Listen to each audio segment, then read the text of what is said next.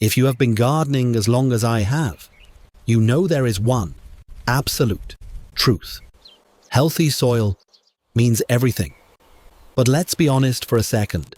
Usually, achieving that perfect, fluffy, loose soil means one thing: back-breaking work. Digging, tilling, and turning heavy compost until your shoulders ache. But what if I told you that you could put away the shovel? What if I told you there is a simple, everyday ingredient sitting in your kitchen pantry right now that can do the digging for you? I'm talking about rice. Yes, that humble grain might just be the secret superfood your garden bed has been waiting for. When used correctly, rice triggers a biological chain reaction that attracts nature's best soil engineers, earthworms. These little underground tillers are like quiet farm hands. They aerate the soil. They break down organic matter. And they work 24/7, so you can save your back. But here is the catch. And please, listen closely. Most gardeners get this wrong. They toss rice right onto the surface and end up feeding the local rats and raccoons instead of their worms. Today, I'm going to show you my deep pocket technique to use rice safely, boost your worm population, and get that rich soil without inviting pests. Let's dive in. Before we get our hands dirty, let's give the earthworm the respect it deserves. Think of them as nature's master engineers. They eat decomposing matter, grind it up, and excrete worm castings, tiny nuggets of pure plant nutrition. Their tunnels allow air and water to reach deep roots, reducing soil compaction. Basically, a bed rich with worms is like a 5-star hotel for your plants. And the best part, they do the tilling for you, so you can leave your heavy tools in the shed. But worms don't just appear out of nowhere. They need food. This is where rice comes in. Rice is packed with carbohydrates and starch. When starch hits the soil, it becomes a buffet for soil microbes, beneficial bacteria, and fungi. Here is the secret. Worms aren't just after the rice itself. They are grazing on the rich microbial life growing on the rice. It's a chain reaction. Rice feeds the microbes. Microbes attract the worms, and worms aerate your soil. Rice is simply the spark that starts the engine. Now, let's get to the methods. Method 1 is using leftover cooked rice. This gives the fastest results because the starch is already soft and accessible. But listen carefully. This is where 90% of people fail. Rule number 1. The rice must be plain. No salt, no oil, no butter, no seasonings. Salt is terrible for soil health. It can dehydrate and kill your worms. So if it's from your dinner plate with sauce on it, put it in the trash, not the garden. Rule number 2. Never ever leave cooked rice on the surface. That is a dinner bell for rats. Instead, use what I call the deep pocket technique. Dig a hole about 6 to 8 inches deep. It needs to be deep enough that the scent doesn't escape. Drop in a small handful of rice. About half a cup is plenty for one spot. Don't just bury it in a clump. Mix it with a little soil inside the hole.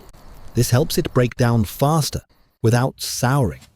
Then cover it back up with soil and, this is key, pat it down firmly. This seals the odor underground where only the worms can find it. If you have mulch, pull it back over the top for an extra layer of security. This method helps keep critters away while feeding your soil friends. Method 2 is for those who want a set it and forget it approach. Raw or crushed rice. Uncooked rice takes longer to break down, acting like a slow-release energy bar for your soil. I recommend crushing it slightly, or using broken rice if you have it. The smaller pieces decompose faster. Since raw rice has less scent than cooked rice, you don't need to bury it quite as deep, but burying is still best. Dig a shallow trench, about 2 to 3 inches deep. Sprinkle the crushed grains and cover it up. Now, burying rice is great. But what if I told you the best part of the rice isn't even the grain itself, but what you wash off of it?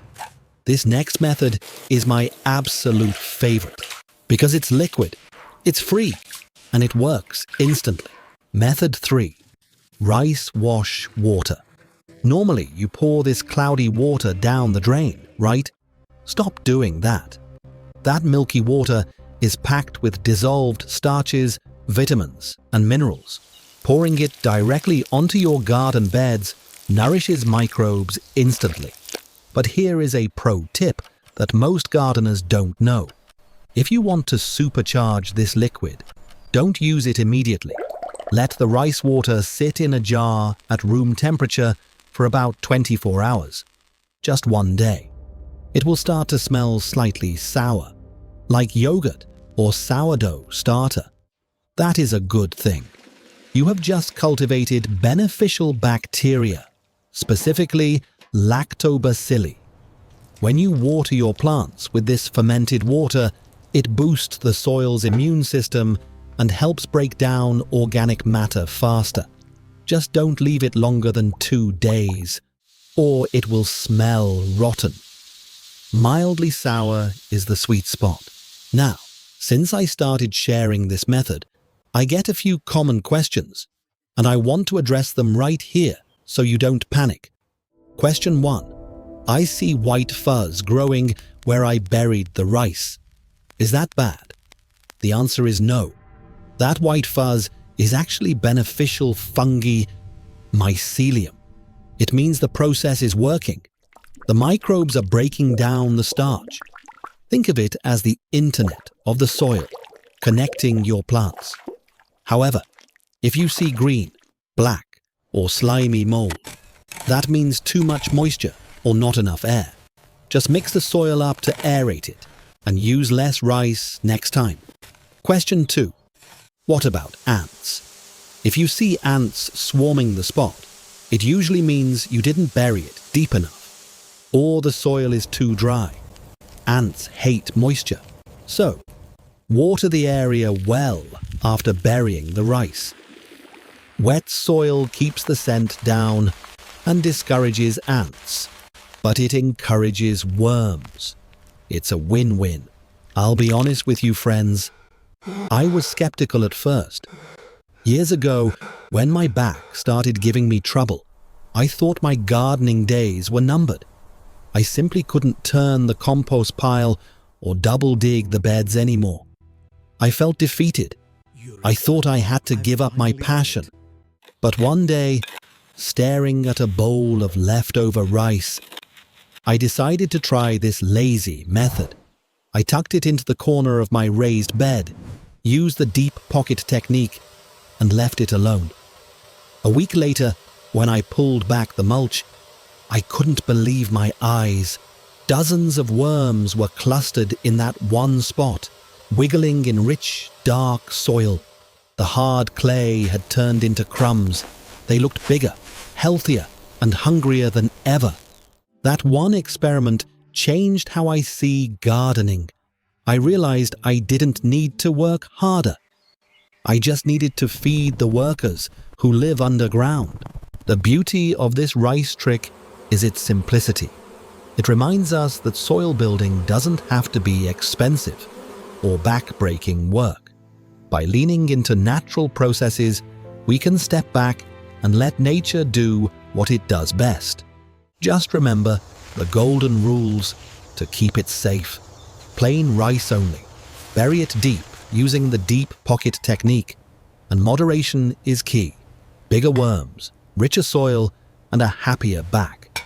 It really is that straightforward. So the next time you have a little leftover rice, Save it for your soil partners. Give it a try this week and let me know in the comments how your garden responds. If you found this helpful, please give this video a thumbs up and subscribe to Senior Garden Guide. We are building a community of smart gardeners who work with nature, not against it. Thanks for watching, and happy gardening!